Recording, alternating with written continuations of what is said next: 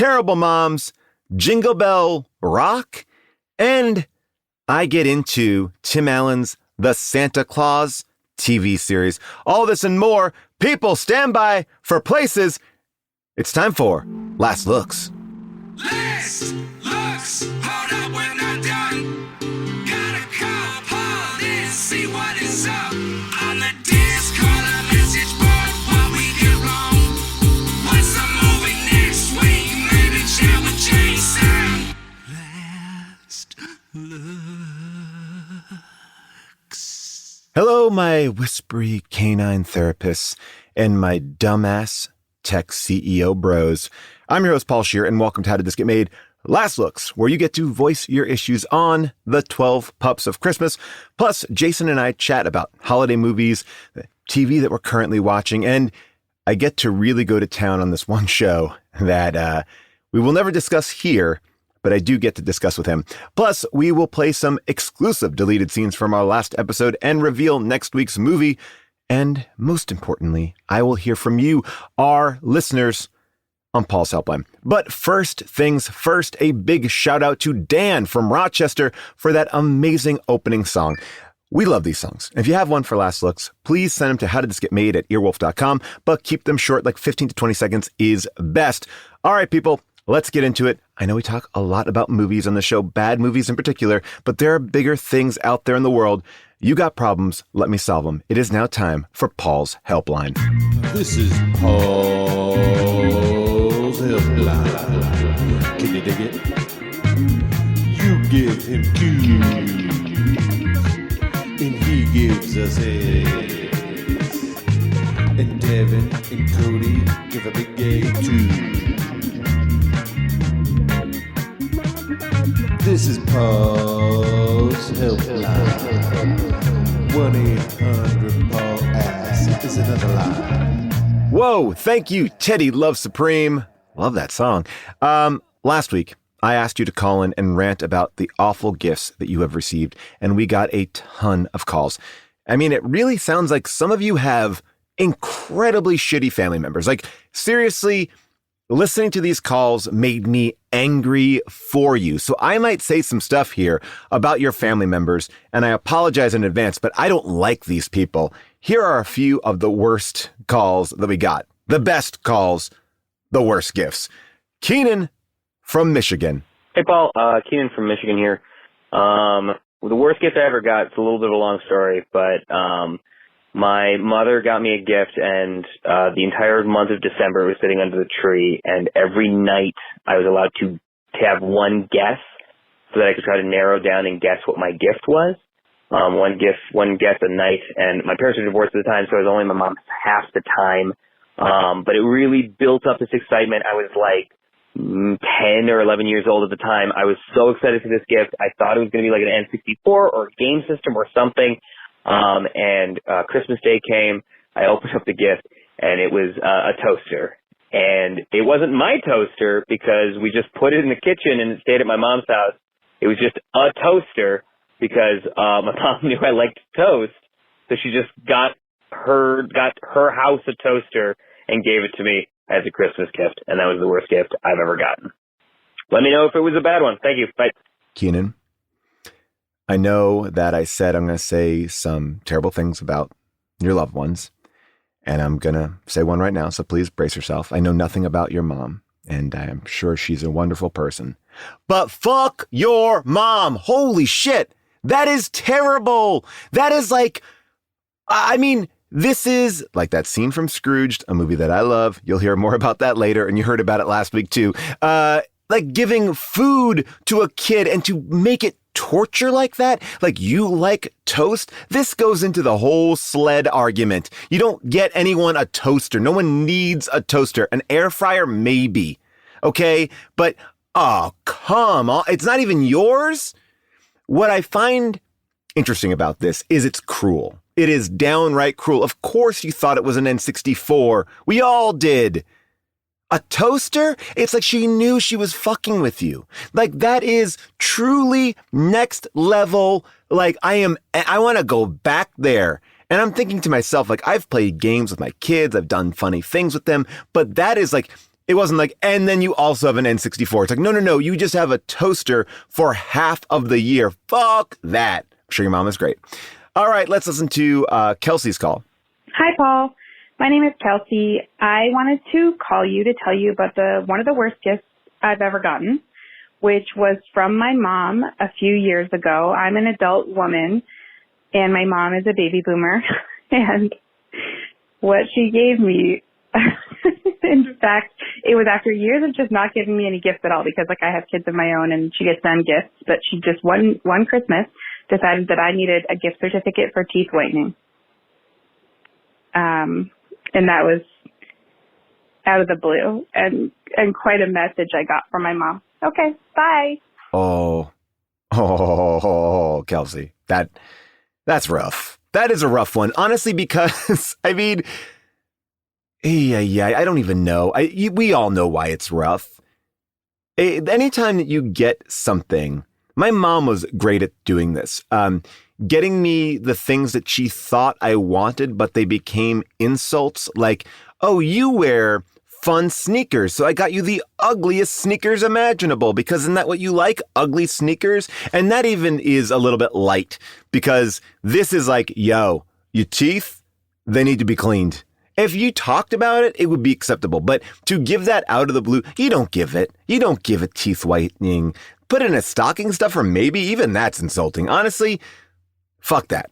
Fuck that. These are moms. What's going on with the moms? A lot of aggression coming out at the kids. All right, let's hear from Lindsay in Virginia. Hi, Paul. This is Lindsay from Virginia. I am calling in response to your prompt for worst holiday gifts ever received. And I don't know if I have the best one, but I think it's pretty high up there, especially on the trauma meter. A few years after college, I was with my now husband and my family unwrapping Christmas gifts, and I unwrapped my own middle school diary, which I thought was kind of strange. My mom then noticed what I had opened and said, "You have to read it. It's hilarious." I still can't believe that she found and read my middle school diary, even though I was an adult at this point. And I also can't believe she thought it was a great idea to wrap it for Christmas morning. I don't know. I think it's pretty high up there for a bad gift. Hope you and June and Jason are having a good holiday season. Take care. What? You can't go into your kid's room after they're an adult and then wrap something and give it to them. And she read it. And she ridiculed you for it. Wow, that is just like more of like a oof magoof. Like, first of all, terrible gift idea. Just wrapping something that is yours, that you own. And then the invasion of privacy. My God. Now, there could be another version of it where, you know, maybe your house had a fire or you thought it was lost and they found it. But no, it seems like it was just in your room. Man, oh man. Damn these moms. Damn them to hell. Anyway, we are always looking for more Paul's Helpline voicemails. So if you need some advice or you want a second opinion about anything, give me a call at 619-PAUL-ASK. That's 619-PAUL-ASK. I am looking for what you are excited to leave behind in 2022. As we go into the new year, what do you want to get off? Like, what are you excited to be like, and I'm done? And I'm not going back. What are we leaving behind in 2022? Call me. Tell me what we're leaving behind. 619-PAUL-ASK. Just a heads up, people. Drop Dead Fred on vinyl. You can only order it up until 12/21. That's right. Up until December 21st at hdtgm.bandcamp.com. If you can't remember that, just go to hdtgm.com. This is a vinyl album of the Drop Dead Fred episode remastered from the original episode, lovingly remastered. It's a double album. It has gatefolds, it has gatefolds. You know what I'm talking about. They have a side that you can display that's Team Sanity, Team Fred. We're so excited, but once 12/21 comes, you can't order it anymore. This probably will come in May or April, depending. We have a lot of orders, so we're going to make a lot of albums, but that's it. One time. That's it. One printing, and you got it. And if you want to give it to someone as a stocking stuffer or a gift, you get a nice little PDF that you can basically print out and give to your loved ones. Also, if you are listening right now, and it is this weekend, I mean, what weekend is this? I would say it's the weekend of December 16th and 17th. Rob Hubel and I are hosting a live show on Twitch, streaming to 1.5 million people. It's called Celebrity Yard Sale, and we are getting rid of celebrities' junk. They're going to come on the show, they're going to sell their shit, and we are going to give away a brand new car. That's right. Go to twitch.tv/friendzone. But you know what? You can just go to the front page Twitch, because we will be there live 6 to 8 on Friday, 4 to 6 on Saturday. Caitlin Olsen will be there. Nicole Byer, Carl Tart, Jerry O'Connell, Rob Riggle, Kumail Nanjiani, David Wayne, June Diane Raphael. It is going to be a blast. Ben Lee is going to do a musical performance. People, it's going to be a big, big show. Now, before we get to your corrections and omissions on the 12 Pups of Christmas episode, we thought we would share a fun deleted scene from that very podcast. You see, I almost didn't make it to San Francisco. I came extremely close to missing my flight. And this is the story of how my life got done flipped upside down. Sit back, relax, and hear the story of how I missed my flight from LAX. I drove here! Wow. I may have to go back with you because I forgot my license. Oh, God. And I had to convince the TSA. A frantic text from Paul Scheer. I'm driving. I'm like, doo-doo-doo-doo, having a great time. Have you left yet? I left my wallet at home. And I was like, what? He lives close enough to me that I was like, oh, if you were to go to LAX, you could probably just make a 5-minute loop out. But you made it. I made it. I was able to talk to the TSA agent. I luckily remembered the last 3 addresses I had. One from 2000, which was a little tough to remember. No way. I could never do it. It was so hard. And he's like, you don't remember your address? I was like, bro, 2000. I was living with 8 people. I don't even remember. 22 years ago, my guy. That is a college junior. And then he shook his head. You're asking me to remember the specifics of a college junior? Come on, man. He literally shook his head and was like, zip code? I was like, never. Never will I get that. I love that he thought at least you'll get the zip code. No. What? From 22 years ago? I don't know the zip code from the town I grew up in. He asked me my dad's year of birth, not just his birthday. No. Luckily, I have it in my phone. This is amazing. Yeah, I have. What an incredible series of questions. Yeah, it was there was another guy away who was he was the conduit. Anyway, I'm here. Tomorrow getting home might be tricky. All right, so I wasn't gonna miss this. Because that's right, San Francisco. We're not gonna give up on you. We could have given up. We could have canceled the show, and we said no. Paul punched that TSA agent in the face, ran down, opened the door. And I said, you fly me to San Francisco, don't ask any questions. I kept the pilot in headlock. I will be suffering a lot of charges for it, but they let me out for the show. But that's how we roll, and we gotta get to San Francisco. That's right. And ladies and gentlemen, let me introduce somebody who is part of the reason why we're doing this movie tonight. A person who's gonna have a lot to say, my other co-host, June Diane Raphael.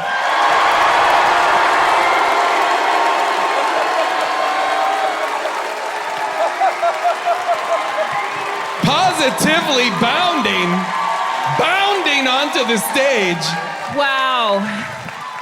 I just have to say, Paul, I did suggest that you FedEx overnight your identification to get home tomorrow, and you said nah.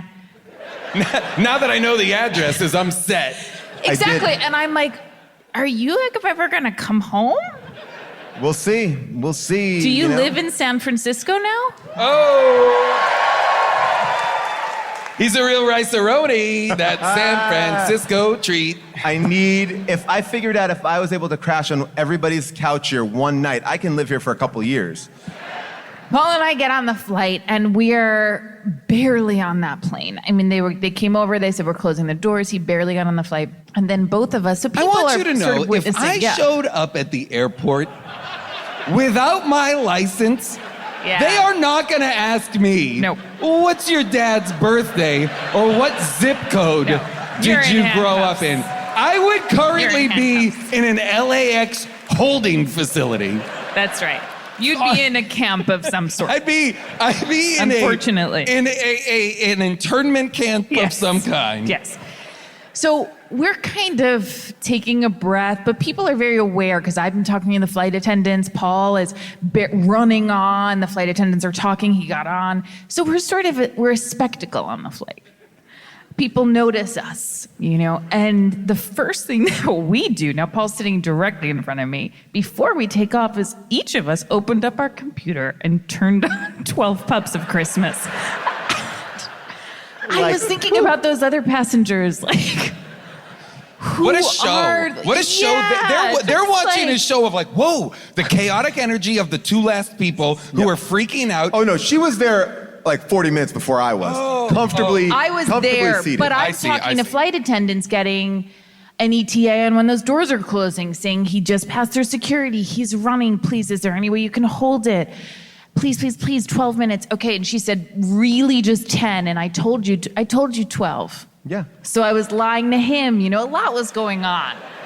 I A needed lot that was 12. going on. I 12, didn't want you to give up. 10 would have felt like I couldn't have done I it. know, and I knew that. That's why I gave you 2 more. You needed those extra 2. Psychologically, you needed those extra 2. June is like the pet therapist in this movie. You knew. Erin? June is Erin?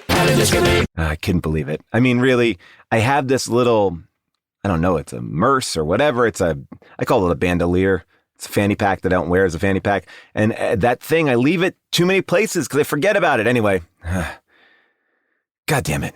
It's the worst. Anyway, last week we talked at length about the 12 Pups of Christmas. We had questions and we thought that we answered everything, but clearly we missed a few things. Here is your chance to set us straight. Fact check us if you will. It is time for Corrections and Omissions. Questions and omissions. Questions and omissions. Questions and omissions. Questions and omissions. Thank you, Joe Foster, for that great theme. Let's go to the Discord. J-Dubs writes, the company's product, a GPS collar, was inspired to stop dog napping. If you were dog napping a dog, wouldn't the first thing you do just remove the collar? J-Dubs. Fuck yeah. Especially if it was as large as like a computer battery from the 1980s. Yeah, you would just take that right off. Great point. Can't believe we missed that. I guess because there were so many other implausibilities that we just didn't even catch that one. ASG 1982 writes, if your company was on the verge of bankruptcy, how would you feel about giving some dog therapist who has just hired a penthouse at a hotel in New York for multiple nights? This is after she was given a first-class plane ticket, all for a meeting that was completely unrelated to her job. Yeah, where are the board of investors? Who is behind this company? This company will fail even with proper tech. Dr. Guts 1003 writes, Martin says the investor meeting is on Christmas Eve, which means that Martin then makes all of his employees come to his house on Christmas Day to tell him that Daddy bailed him out. I know Carly said the employees of Doggone were a family, but I think these people would rather be with their actual families on Christmas Day. Now, Scott actually pointed out, producer Scott, that coincidentally, this week's Matinee Monday movie, The Spirit of Christmas, also features an office Christmas party thrown on Christmas Eve. I mean, honestly, that seems like every movie has a Christmas Eve Christmas party. I've never been invited to a Christmas Eve Christmas party. I've never gone to one. Why? Because I have loving people in my life, and especially I'm not going to a fucking work one. Anyway, made for TV holiday movie bosses, and I'm going to say actually even movie bosses need to get their shit together and let their employees spend Christmas and Christmas Eve at home. This is not fucking Scrooge here, Christmas Carol style. Salvador Dali Parton, I love that name, writes, I was glad that you talked about the cult Midsommar vibes, but did anyone else get the Theranos the Dropout vibes? Oh yeah, we did. My question is, who would you rather go on a double date with, Aaron or Martin or Elizabeth Holmes and Sunny Balwani circa 2014? Wow. Aaron or Martin for me. Aaron or Martin for me, because I think that they're weirder, oddly, which is a weird thing to say. Anyway, I think Elizabeth Holmes kept her shit tight. Like, you didn't know how crazy she was until later. I think in retrospect, she's crazy. Who knows? Anyway, let's go to the phone. All right. Our first caller is Todd from Portland. What do you got, Todd? Hi, Paul. This is Todd from Portland. I had a question about 12 Pups of Christmas. When I watched it, I accidentally watched 12 Dogs of Christmas before the podcast, which is another terrible 90s kids movie involving dogs. But then I realized I watched the wrong movie when I started the podcast, and then I had to go watch this movie. But in 12 Pups of Christmas, there's a scene where the main character, Erin, is rushing off to work, and she's surrounded by the chaos of all the dogs in the house, and her friend Taylor shows up to the door to apologize for taking Erin's fiancé. And so Erin punishes Taylor by making Taylor take care of all the dogs, and she rushes off the door to work and saying, oh, that dog needs to go to the bathroom already, better watch out. So my question is, what were Erin's plans before Taylor showed up? She had all of those dogs in the house, and she was rushing off to work. She doesn't cancel any dog sitters when Taylor shows up or change any plans. She just leaves. So what was she going to do with all those dogs? Just let them crap and pee all over the house? Thanks, Paul. Keep up the good work. Good point. Again, we don't know. I'm guessing the family would take care of it, or maybe a kennel, or maybe she was content with letting those puppies pee on the floor. I mean, at that point, you're not training them, so maybe she would just put down doggy pads. It felt like it.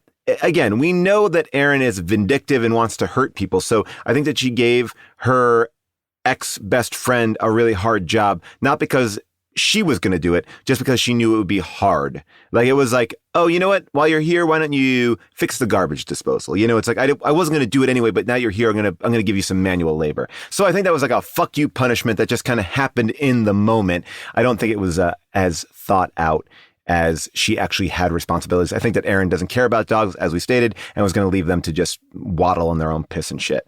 Jenny, calling next. What do you got? Hi, Paul. I'm Jenny. I was at the San Francisco show to see the 12 Pups of Christmas. It was a lot of fun, and I really admired your tech skills in action. Basically, I noticed something weird about the movie, like, not like everything was super weird in that movie, but Taylor had a really easy time just finding where Erin was staying in the Valley. And then when Erin was in New York, Travis also found her quite easily at the hotel she was staying at. I was wondering, do you think that Erin had a tracker on her? Just wondering. Thank you so much. You're great, and I love the show. Bye. Oh, goddamn right. You know that Erin is being tracked. I think this is where the sisters come in. And I think the sisters like, you know what? I've done my research on her. I want to figure it all out. I think that she knew, and this is where we were getting into the nitty gritty of it. Like, Erin did accept this job before she broke up with her fiance, or he broke up with her. So maybe it was spoken about, and then she went there and then talked to that woman at the front desk who seems to be giving out information willy-nilly to everybody. I'm just going to guess that that's actually just really bad corporate structure there, that they give out people's personal information to whoever asks. All right, back to the Discord. Aaron Renee writes, omission that had me yelling at my phone like a lunatic. You played clips of the cult party where Erin was welcomed into her new family. The music playing was Jingle Bells. Erin hears it and loudly says, I know this song. Yeah, as do most preschoolers. Shit, I didn't even get that. You are blown. Everybody's observations are spot on. I love it. I know that song. Oh, geez, this is great. Shauna and Risa write, right before Martin heads to jail, he tells Erin, I trust you and you got this, assuring her that he thinks that she can save the company. But immediately after she gets out of jail and a tearful Erin explains that what happened, Martin doesn't give a fuck. Why doesn't Martin care? Because he found a different investor while she was failing, implying that he didn't think she could do it? I mean, he must have thought to himself on the way to jail, well, now we're fucked. I better find another investor because she's definitely going to screw things up. Well, that or he was double dipping. He was like, well, look, I'll give you a chance to invest if this other thing falls through. You want to be number two? I mean, not the best thing to say to somebody investing in your company, but maybe, again, this guy got ahead by, a limited supply, and that gives you high demand. Is that a thing? I don't know. Cameron H. writes, one of the weirdest things to me about this film was that it seemed to posit that you cannot own a dog unless one is presented to you. We get a little bit of backstory of the people that are gifted puppies, and they're all suitably thankful, but there was never anything stopping these people from simply going to a shelter and getting a dog. Yet they all act like they've never even considered it before, as if the idea of getting a dog themselves or ownership of a dog is beyond human comprehension. Well, guess what? I brought that up. I talked about that when they gift that puppy to the parents who can't have kids. Like, why were we presenting this as if, oh, we don't know where to get a dog? I think I did talk about that, Cameron, unless Scott edited it out, but I don't think he did because it's a salient point. Anyway, we have one more deleted scene. This is actually really fun. We had an audience member who had a correction, an additional piece of information from the Great Wall episode with Matt Damon. Now, she waited to present this until we were in San Francisco. She came. So if you remember Great Wall of China, it was a movie with Matt Damon doing an accent that changed from scene to scene, and Jackie Chan. It was about defending the Great Wall of China from these like Cloverfield monsters, the Toi Tai. And we made some fun of it. It was a little weird. We didn't understand all about it, but we did have an actual Chinese art historian show up in San Fran, and she gave us the facts. Take a listen. All right, so you said to me, I have some information about the Matt Damon movie, The Great Wall. It will be worth it. So I'm not putting you in the main show. I'm putting you here. Is it worth it? Come to me. Come to me. Here we go. Is it worth it? Is it worth it? What do you know? And again, reminder, we may not all remember this movie, so set us up the best way you can with this information. Okay. The monsters from the Great Wall of China movie with Matt Damon. Yes. These monsters are like these green creatures. Yeah. Okay. They're called the Tao Tie, which you called Tao Ti. Okay. Tao Tai. Okay, so, okay. They're a real thing. These monsters are real. No. I was confused when you said it was a real thing. Okay. They're a real ancient Chinese art history motif found on every single ancient bronze in China since 1000 BCE. Perfect. And being on bronzes, they have now gotten a patina, which means they're all green. Okay. So they were bronze, now they're green, and that's why they're green, but back then they would be bronze. Yes. Okay. So the monsters themselves are like the Tao Tie, where they have big eyes on the side, tusks that go like this, and horns. But they're not a real monster. They're just an ancient motif that no one understands. So they're just like a Velvet Elvis or something like that. They're just, all right, so they were an imagination. All right, so this is, was it worth it? All right, oh yeah. I got a tattoo recently because I am a Chinese art historian. You are a Chinese art, well look at this. Is this like, whoa, beautiful. I don't have a camera, like David Copperfield. I can't show it up there, but it's beautiful. The microphone does not work like that, but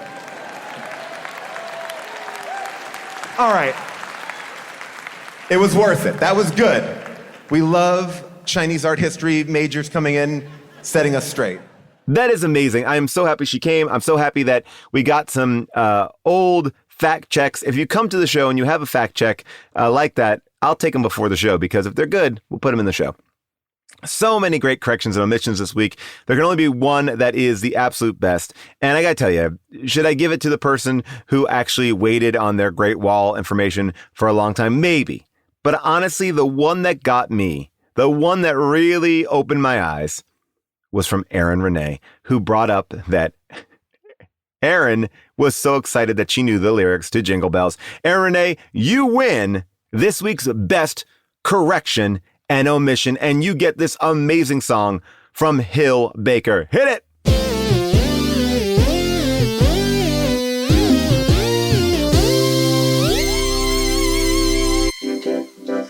All right, if you want to chime in with your own thoughts about the latest episode, hit up the Discord at discord.gg/hdtgm or call us at 619-PAULASK. Coming up, Jason and I chat about all the holiday TV and movies that we are currently watching. We'll be right back. Now, you might have noticed on the How Did This Get Made feed that every Monday we have been pulling old episodes out of the vault and re-releasing them into the rotation. You get to listen to these classics. And last week's Matinee Monday was The Spirit of Christmas, a great episode with Jessica Sinclair. Next week will be Reindeer Games, which is, if you don't know the revelation about reindeer games, get ready. Check it out every Monday. Old episodes back into the stream. And Reindeer Games with Howard Kramer is one of my favorite episodes. Okay, we have spent a lot of time hearing from you, but now no one has asked me about me. What's on my mind?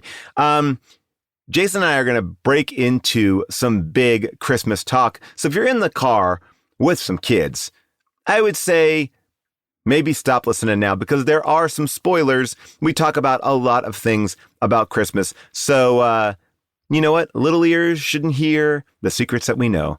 Anyway, just want to let all the parents out there know that's your warning. And now, Tom McWaters, hit us with a theme. We're gonna have ourselves a conversation, just chat. No quarantine or vaccination, just chat. Paul and Jason, a couple of cats, just chat, just chat, just chat. Shooby-doo-boo-boo-boo-boo. Jason, holidays are upon us. I love the holidays because it gives me a chance to catch up on all these things that I've been wanting to watch. It's the only time of year where I feel like I can just not be responsible for anything but just to watch the things I've been excited to watch. Oh yeah, just catch up, indulge. It's great. Wake up, watch Tar. Yeah. Then eat lunch, watch Tar. Tar. Then morning, dinner, noon, Tar. and night. Tar. All day Tar holiday. That's your family's new tradition, right? Is that the kids love it? Yeah. Every night of Hanukkah is Tar, and Christmas Eve is Tarsmas Eve. Oh, we love Tarsmas Eve. It's so. It's intense. It's very intense at the house, but the kids they have a great time. Your kids don't believe in Santa Claus; they believe in Kate Blanchett. And we have a little Kate on the shelf. It's like Elf on the Shelf, but it's like you got to hike Kate around. And she conducts different parts of the house. And sometimes it's characters. So sometimes it's Carol. Sometimes it's Tar. It's a lot. It's Galadriel. It's weird. All it's of them. The character from the Amy Schumer movie too. Sometimes he's very. Wait. No, that's Emma. That's Emma Thompson. How dare you? Oh, I'm sorry. That's Tilda Swinton. I'm sorry. I got it. I kind of get confusing Kate Blanchett and Tilda Swinton. They have like a similar kind of from another world ethereal energy going on. Yes, there's something about them that they are unlike a human being that we're used to. They're glowing in a way. I will tell you, by the way, my kids right now are really quizzing us a lot about Santa, a lot about the Elf on the Shelf, and I feel like this might be the final year, or we're in the final years. My youngest, oddly, really doesn't believe it more. I thought, when did you stop believing? I feel like they're so young. I feel like when I was a kid, I probably believed much later than most, just because, I grew up in a small town. I didn't have many friends. It was not much, speculated on, So I got to be, I'm going to maybe 9 or 10. Okay, well, so my oldest is 8. So then I guess that makes sense. And my youngest is 6, and my youngest keeps on saying like, but you put the present under the tree, right? You could just tell me. Like he's always saying, you could just tell me. You can just tell me. But yet they both don't question the elf on the shelf. Like the elf on the shelf is moving around our house, and the elf makes total sense. The Santa myth is rocky. And I will tell you, as a parent, I'm hating all these Christmas movies that really lead with, I know no one believes in Santa. Like literally, that is the premise of all these movies about Santa. But I guess it's like trying to circumnavigate it. Like, and you feel it so much more as a parent. Like an Elf, which I love, and it's so fucking funny. Like the premise of that movie is that like, Santa's powers is dwindling because no one believes in him. Because people don't believe, yeah. And it's like, and I know that has to come back, and believing is coming back, but it is like, I always think that once you put that in a kid's head, like, well, why don't people believe? It starts a domino effect. Like, I think that's absolutely true. Yes, no, to have that as even a possibility, yes, that Santa is to not be believed in, even if you then provide a Santa Claus, like Ed Asner Santa Claus, it doesn't matter. Like you've set something in motion, which is like, wait a minute, as you get older, you don't believe, And then like we have to like once I start asking questions, and my only way to get through it is by not answering them. Yeah. Like one person gave me a beautiful piece of advice. She's a child psychiatrist, and she said to me, we were dealing with like the death of someone in our family, and we're like, well, what do we say? What do we do? And the person told us, she said, tell the truth, but don't be too specific. Like, just be like, that person is dying. Like broad strokes. Yeah, broad strokes, and don't get caught in the weeds. And that's how I treat Santa. I don't tell the truth, but they're like, how does Santa get down the chimney and do this? I'm like, I don't even know. Yeah. Like, I heard that the too. same way that like, the same way that if they asked you, like, how does somebody get an operation done on their brain, that like that, you're like, I genuinely I don't know how that job works. That I'm like a complete idiot. And I'm not even gonna try to like figure it out, because it confounds me. Yeah, buddy. And that's listen, listen, I don't envy the guy's job. It's got to be really tough stuff. Oh man. I don't even think the guy's getting paid. Yeah, I mean, look, and these elves, I mean, like, and then they're like, well, what if we like keep the elf here all year? I'm like, oh, I don't know. I mean, then the elf can't go. I mean, that's kind of holding them hostage. I don't even, I just get frustrated by it. Is the mythology around the elf that the elf comes alive at night? The mythology of the elf is that the elf is, or at least the way that I understand it, is sent by Santa to provide him with a naughty or nice list. Yeah, he's a fucking spy. This dude's he's a narc. And the elf will hide in the house or create little mischief in the house every morning. Now, I will tell you, I didn't know there was mischief. Oh, well, if you look on the parents of Instagram that have a lot of time, and by the way, I would love to be one of those parents, and I admire what they do. Like, I'm talking about like gumdrop shoes and, making snow angels. Like what the elves are up to, like when you look on the Instagram of it, is it, as a parent, it hurts me, because I'm like, when do you have the time to do this? I'm barely remembering to move the elf. And there's some nights I forget, or did. This year have been good.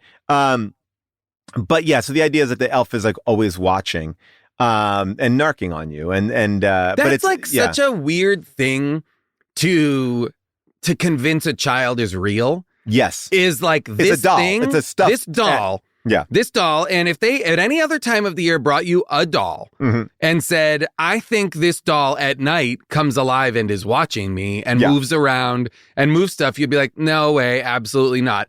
But if they bring you the elf doll and say, I think this doll is moving around and watching me and causing mischief, you're like, yup, that's what this one does. Yeah, and this one is special, and it is sentient. It's watching you all the time. And the idea is like, it's not even a doll. It is a human. It is a human elf. Like, the mythology isn't like, oh, Santa put a special piece of magic in your favorite doll. It's like, no. This is an elf that looks like a doll. You can't touch it. If you touch it, it doesn't move. And I think the idea of not touching it is so the kids don't play with it. There's a lot going on, and I am dreading the day of like revealing it.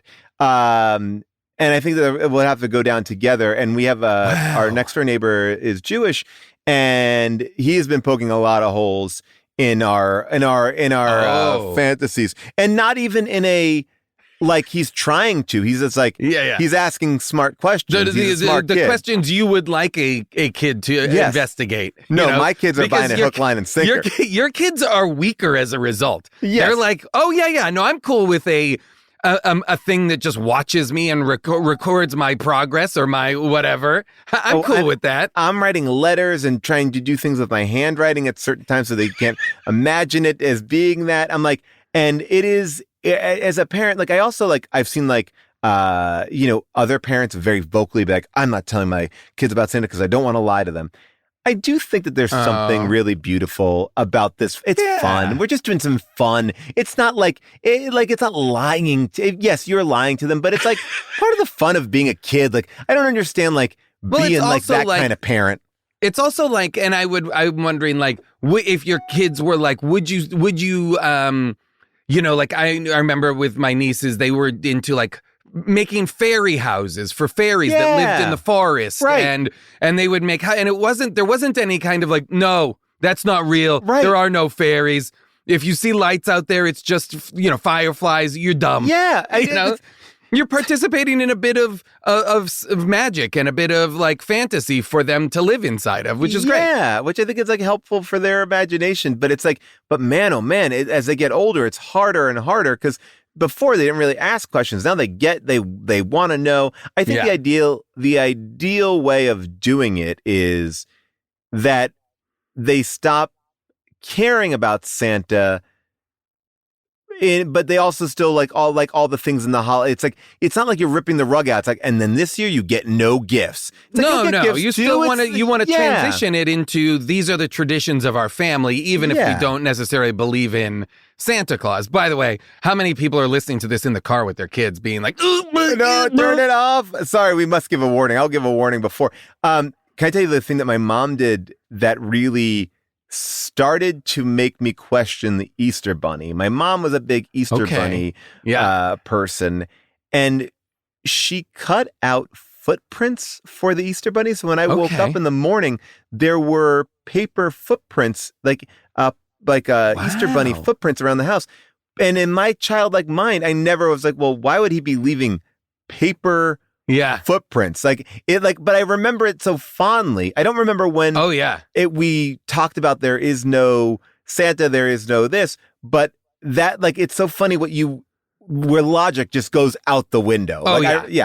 My parents, I remember when I was a kid, they got like jingle bell bells, like sleigh bell type bells, and would sneak up into the attic. And like late at night when they knew we were still staying awake, they would kind of stomp around and do the bells a little bit. I love which was like, oh my God, Santa is here. Oh my God. Well, do you know that my friend lives in the Netherlands, and one of the traditions he is open to this year was that I guess like about 3 or 4 days ago, there's a tradition where Santa practices his run. It's like before Christmas Eve, I'm going to do it. So what you do is you tell your neighbor to bang on the walls and make a lot of noise like you're Santa. So like the house feels like, oh my gosh, something's going on. Yeah. And it's like this, again, a further idea of like Santa is of course he's got to prep. This is it. Oh, that's amazing. I love that idea. And my friend said it like also scared the shit out of his kids. Well, yeah, because, like on a non-magic, if you're participating in the magical thinking of it and you're on board, everything seems incredible. Yes. But then if you apply even the smallest amount of real world logic to it, which kids are at a certain age constantly living inside of a logical world and inside of a fantasy world. But when you start to apply logic to it, you're like, wait a minute, there is a stranger who has access to my house? Like everything about this is, I'm told, very wrong, By the way, look, we talk a lot about bad movies and things like that, and I don't want to shit on anything unnecessarily because that would be unlike anything I do. But Jason, the Santa Claus series, the Tim Allen series. Yes. Okay. I've never seen them, but I'm aware of it. I've never seen the movies, but I put on the series. Whoa. Woof. Like woof in the idea that it's weird because obviously Tim Allen brings with him some baggage as a human being. That I don't think he necessarily had that much when he was Home Improvement, Tim Allen, which is when he shot these original movies. I was going to say, the movies are from that era, right? Yes. These are from like 20 plus years ago. Yes, and then this series is a brand new series that just was shot now. Oh, and I will tell you that this is one of the scenes. Santa is sitting down with his elves to make his naughty and nice list, and he's like, all right, well, that person's naughty. And an elf's like, we don't like to use that term. And like, it's all these like weird microaggressions and wokeness, but like Santa is oddly on the side of wokeness, but being like, oh, can you believe this? Is like, he holds up like a sweater that says Santa sit on my lap. He's like, can you believe that people are wearing this? This is not the spirit of Christmas. Like and he's so upset that he can't like call kids naughty. It's so weird. And are we sure this isn't an adaptation of like the Bill O'Reilly book Killing Santa? I mean, it really does feel like there are. And so the whole premise of the movie, or the mini series, I should say, is that Santa is like because if the premise of the Santa Claus is that Tim Allen's a normal dude, he goes out on his front lawn on Christmas Eve to see what was on the roof. It's Santa, but he scares Santa. I believe this is what it is. And Santa then slips on the roof, falls down, and breaks his neck. And so he kills Santa. Yes. Wow. Yes. And so Santa then has to like step in and fill his shoes? Well, yes, because the Santa Claus is that anyone who kills Santa has to take his place. The clause, like a Okay, so the whole movie series is about Tim Allen murdering Santa? Yeah. What? So that in and of itself is shocking. Yeah, it's rough. Yeah, and so that's the premise. Like, normal guy becomes Santa Claus. That's like, I guess, where it starts. And now this is like, normal guy has been Santa Claus and is like, I'm tired of doing it now. I need to retire. So it's like Santa wants to retire and he's trying to recruit Cal Penn, who's like an Elon Musk / Jeff Bezos, like entrepreneur billionaire who, I mean, it's... and wait, is Tim Allen, I know this is not the case, but boy, would I love it if it is Tim Allen trying to get someone to kill him so that they can become Santa Claus? There's a Santa Claus clause. Oh, which is there now? Yes, where he can... And again, June was so angry with the Santa Claus miniseries that she was like, turn it off. But my kids oddly love it. So what do we know? It's weird. It's like, oh, and also there are two kids in the movie that play elves, but they're kids, right? But they're married. So it's watching like two kids be like, come here, sweetie, give me a kiss. And she's like, not while we're at work. But it's like, it's weird to see. It's like Bugsy Malone. They're played by kids, but they're supposed to be adults. Yes, like because they're elves. Old elves, right? Okay, yes. got it. But they're like, come on, give me a smooch here, honey. And she's like, I can't smooch you at work. And it's like, oh, it's weird. It's weird to see all this sort of stuff. What a fucking weird ass series of things to put in a kid's, a kid's series. Oh, and then, Casey Wilson is in the series as well. And and for one little scene in the opening. But even this is like she plays it really great. It's a funny scene. But the idea is that Santa's like, I'm not feeling magical anymore. I'm losing my powers. I don't want to do this. Like, I'm losing the lust for life here. I need to go back to like Michigan where I'm from and like live my normal life again with my wife. Yeah. He's like, I know what will cheer me up. I'm going to go visit this kid that I loved. She always believed in Santa, and it's Casey Wilson, but Casey Wilson is living on her parents' couch. She's unemployed and like supremely depressed because her life hasn't worked out great. Because she still believes in Santa. No, just because she's living a life that not okay. Got it. That did not turn out the way that she wanted, and like. So kids need to see that. Kids need to see that that's a path of life. What the fuck is going on? Like, what is going on here? Oh, if you don't do it right, kids, you could end up like this. and he like gives her a Polly Pocket, which I guess to like this, person in their 30s that are living in their parents' house and miserable because they've fallen asleep on the couch and there's a lot of questions I'm having, but anyway. Oh, I love it. I love it.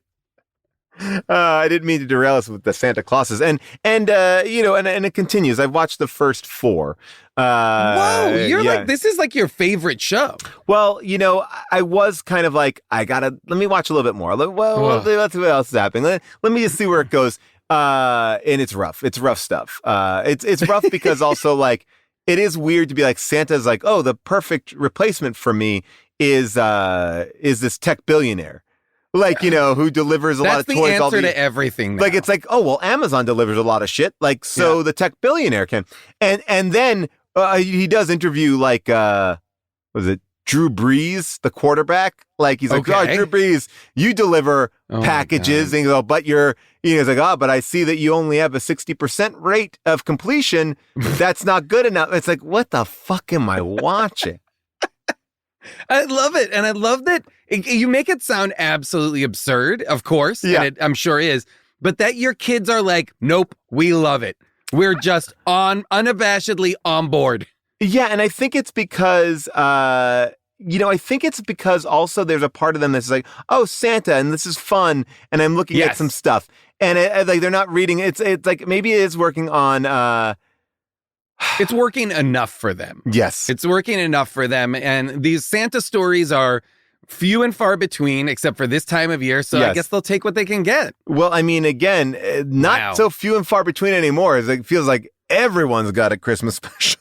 Oh my God, that's so true. I'm in one. I'm in a Christmas movie this year. What are you in? I'm in this movie called The Binge 2. It's a Wonderful Binge, which is on Hulu right now, but it's an adult. Yes, the Binge one is about a world in the future where drinking and drugs are illegal, except for one day where everyone gets stoned and drunk, and there's so it's no like consequences. The Binge is like The Purge? Okay, 100%. Got it. So that was so successful, they made a second one, but they were like, can you make it a Christmas movie? So they just changed the Binge to Christmas Eve.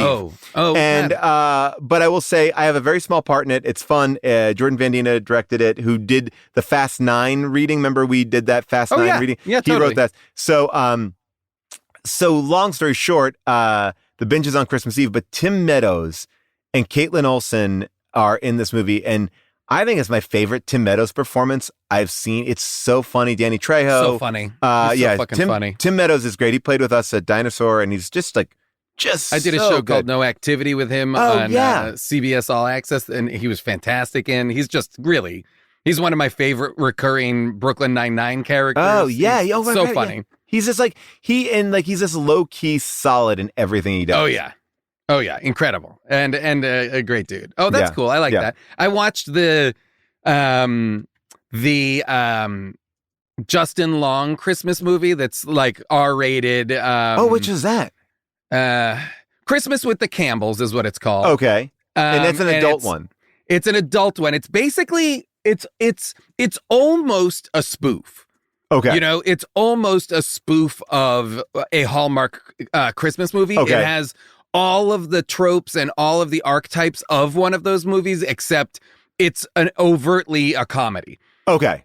Julia Duffy and George Wendt are the parents, and Justin Long and Alex Moffat from SNL are the kind of two dudes. And then Brittany Snow is at the center of it, just doing the best, like everybody's acting like a lunatic, and then they cut to her giving like a, wait a second, what's going on? Look, she's doing takes that are so funny and so small in the face of just gigantic nonsense. I don't know. It was not what I was expecting, and I was delighted by it. I'm very excited to see that. I will say, and we don't have to get into. It is R-rated. Like it is full blown, like adult. I saw this poster, and it looked to me like a straight up like Hallmark movie. So exactly, I went and it's shot like one. And everybody's doing performances like they think they're in one. It's very.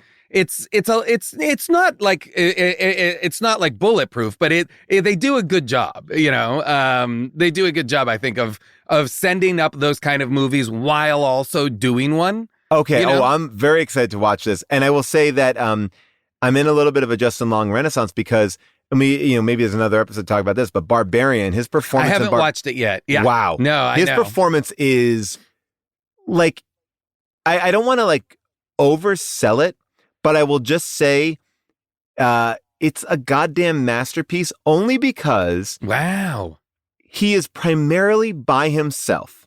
Oh wow! Oh, okay. And it is all things. I won't say more than that because I heard his performance is good, and it just I think what really impressed me was it is very good, but he's also by himself in a majority of the movie. Huh. And it's really fun to watch him kind of to chip away. All right. Yeah. I like it. Really fun. Oh, I love that. Is there any do you have a Christmas traditional movie? Do you like a movie that you have one that you go to a bunch during? I will watch. I'm trying to think. I'm always happy to watch an Elf or a Love Actually or a Family Stone. These are all Christmas movies that I really like. I've never seen Family Stone.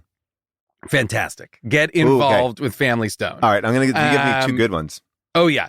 Love Actually, I really love. I also find this time of year, I want to rewatch like winter and holiday episodes of Gilmore Girls or all of those things that are similarly vibes wise. But like, for example, I don't watch like Miracle on 34th No. Street or It's a Wonderful Life. I don't rewatch any of those older Christmas movies, but those newer ones I for sure do. I've been saving Guardians of the Galaxy holiday special because I want to get a great. little closer to the holiday together. I'm like, I want to get there. I want it in there. Loved it. I had a great time. I'm very excited for that. I will. Yeah. Oh, sorry. Go ahead. No, go ahead. I was going to say, do you similarly, like, are there any like that you either have had as a tradition from your youth or that you guys now do with your kids? I will say that Home Alone has really risen to the top. Oh, and Die Hard. And Die Hard. I do watch Die Hard. Oh, Die Hard. Yes. I just watched Die Hard last night. And Home Alone is a very high on our list. I will also say that Christmas Vacation is one that we revisit a lot.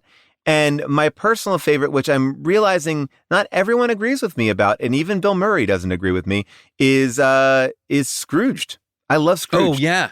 And Bill Murray, that's one I haven't watched in a very long time. On June's recommendation, last year I watched Mixed Nuts for the first time. The last Just Chat that June sat in for, she gave a very full-throated endorsement of Mixed Nuts. Oh, yeah. Oh, I really enjoyed it. Okay. Yeah. I really enjoyed it. It was like, it's a little rocky at times. But I mean, great. I absolutely adored it. It's also like, it's a movie, having never seen it, that is, you know, it's Liev Schreiber, it's Steve Martin, it's Rita Wilson, it's, you know, everybody. It's I mean, the best, the greatest. What's her name from Young Frankenstein? Madeline Kahn. Madeline Kahn. Madeline Kahn. Like, I mean, give it to me forever. You know, it really has a great cast. It's an odd tone that I feel like they do nail. But you're right, it's a little rocky. But then you get invested in it. Like Anthony LaPaglia is great. In it. It is odd that it's like June's favorite one because it doesn't really like. I mean, I think California Christmas is a tough thing to do anyway. Like it's very hard. Yeah, because it looks like L.A. Story. And the only thing that lets you know that it's Christmas is just like Santa suit. Yeah. Is like somebody's wearing a Santa suit and two people are trying to get a tree. Yeah. Like it's very not Christmassy in that way, but it is a very fun movie. Yeah. Okay. Well, I'm glad. See, there we go. So there's more recommendations of that. I love just kind of, I mean, I also am in the zone where I will pop on, and maybe this is not up your alley, but I will pop on a Melissa Joan Hart. Like I watched one with her, interesting, and the dude, like that young kid who was like who was on Blossom, the brother on Joey Lawrence. They do a handful of them together, and there's one where Joey Lawrence and his brother. We did the Money Plane movie last year. They do a holiday one where she falls in love with both brothers at the same time, and they both invite her home for the holidays, and she picks one, but then the other one is like, oh, but that's my brother, and. There is she doesn't know she's dating brothers? No. Amazing. It's great. And there's one moment where they're having a very tense meal, but it's like one of these cheapo movies, and they're all eating turkey subs. The entire table is at turkey subs on plates.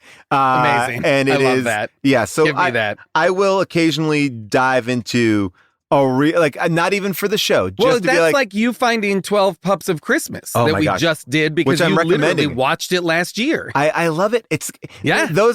Those are really fun for me because it gives me like the spirit of Christmas. But it also, I'm very enjoying. Like she did one called The Very Merry Toy Store, where she runs a toy store. She did one called like Dear Christmas, which is a guy named Chris Miss. You know, it's like there's so many. There's one called Broadcasting Christmas, which I think is on my docket for this year. I got a lot of Melissa Joan. Yeah, she's like she literally has made she has a full lineup of Christmas movies. Like that's all she makes. It seemed. Did you watch the Lindsay Lohan one? No, because Avril said it wasn't good enough for us. Okay. Yeah. Okay. But it could have been. I saw. I don't know. I saw the thumbnail for it the other day is it on Hulu or on one of them? And I was like, oh, this looks like something we would cover immediately. By the way, I just want to say that one of the movies she produced, Jason, is a Mario Lopez movie called Feliz NaviDAD. Feliz NaviDAD. Amazing. Oh, we got it. I want to watch that. Feliz NaviDAD. I need it. But yeah, I think she produces like one or two a year. Holy shit. Well, that's Jason, smart. I know this is like a different kind of Just Chat, but it was lovely to just chat with you. I loved just chatting. All right, now that we got 12 Pups of Christmas out of the way, let's talk about next week's movie. You're going to want to forget about the ghosts of Christmas past, present, and future, because this year we are celebrating the holidays with The Ghost in the Machine. That's right. Next week, we are watching the 1993 sci-fi thriller Ghost in the Machine. Here's a short breakdown of the plot. An electrical surge causes a serial killer's soul to end up in a computer system. Boom. You don't need anything more than that. This movie is rated 11% on Rotten Tomatoes, and Mark Savlov from the Austin Chronicle says, jumbled, messy, and inconsistent with its in-film logic, Ghost in the Machine's cardinal sin is in its complete lack of backstory. To wit, who are these people and why should we care? Wow. A perfect How Did This Get Made review. Anyway, let's take a listen to the Ghost in the Machine trailer. From the director of Freddy's Dead, The Final Nightmare, comes the deadliest killer of them all. He's in the computer. No, that's impossible. He's on the loose. Someone or something is coming after my son and my friend. You can't run, you can't hide, you can't win. Ghost in the Machine, rated R. Starts Wednesday at theaters everywhere. You can rent Ghost in the Machine on Amazon, Apple TV, or YouTube. I encourage you to also check out Hoopla or Canopy, which are digital media services offered by your local public library that allow you to borrow movies, books, audiobooks, ebooks, comics, and TV shows on your computer, tablet, or phone for free. All right, that is it. Please remember to rate and review the show. And if you listen on Apple Podcasts, make sure you are following us. Visit us on social media at all platforms at HDTGM. And for commercial-free access to How Did This Get Made and our entire archive and so much more, sign up for Stitcher Premium for a free 1-month trial. Use the code BONKERS. A big thank you to our producers, Scott Sani, Molly Reynolds, our movie-picking producer, Ava Halley, and our publisher, July Diaz. And a very extra special thank you and a bittersweet goodbye to our engineer and friend, Devin Bryant. This will sadly be Devin's last recording. We gave him a hero send-off in San Francisco, but truly, the reason why this show sounds so damn good, the live shows especially, the remastered Drop Dead Fred album, is all because of Devin. Devin really upgraded our game, and not only upgraded our game from an audio level, he upgraded our game as just being an amazing collaborator on the show, a person that got what we were doing and always was incredibly additive. We are so sorry to see him go. And this is not as sincere as I would be if I was talking to Devin. He knows I feel this way, and I spoke to him so much. So give him a lot of love. Follow him at BaffleGabs on Twitter. You can also follow him in Painkiller the Pigeon on Instagram, and you'll see what he is up to, where he's going. He's doing some really exciting stuff. We ready? Devin, how you feeling? You good? All right, great. Devin's in the way back. Tricky for him. He's recording the show, can't see a thing. But that's how good he is. Amazing producer, amazing editor. They put him backstage. All right, so doing it blindfolded. All right, here we go. Also, keep on listening for a special message from June Diane Raphael. All right, that's it, people. We'll see you next week. How Did This Get Made, listeners? June Diane Raphael here. I have a wild announcement to make. So hold on to your hats, folks. On February 12th of 2023, the podcast The Deep Dive and Bitch Sesh will be coming together to host a pickleball tournament. You heard that right. The Galentine's Day Pickleball Tournament will be hosted by me, Jessica Sinclair, who I know you all know quite well, Casey Wilson, fucking Team Sanity, I hate even saying that, and Danielle Schneider. So it is a real who's who of the podcasting world. And we are going to be hosting a wonderful day, a celebration of pickleball. Yes, of pickleball and friendship on Sunday, February 12th in Los Angeles, California. If you head to janeclub.com/pickleball, you can get your tickets. The tickets, I'm not going to lie, they're going fast because they're limited. We only have so much space, but there's several tiers of tickets. And please know that a portion of each ticket sold will be donated to Play Like a Girl. If you've never heard of Play Like a Girl, they leverage the transferable skills middle school girls gain from sport to give them a competitive edge in the classroom and ultimately propel them into competitive male-dominated careers in STEM. So it's going to be all around a wonderful day. Head to janeclub.com/pickleball for your tickets. And yes, at a certain ticket level, you can enter a pool to play on a team with me or Jessica or Danielle or Casey. So if you're a husband, a partner, a boyfriend, a girlfriend, and you have someone special in your life who listens to these podcasts and loves them, I think this is a wonderful gift for the holidays. So again, janeclub.com/pickleball. Hope to see you there.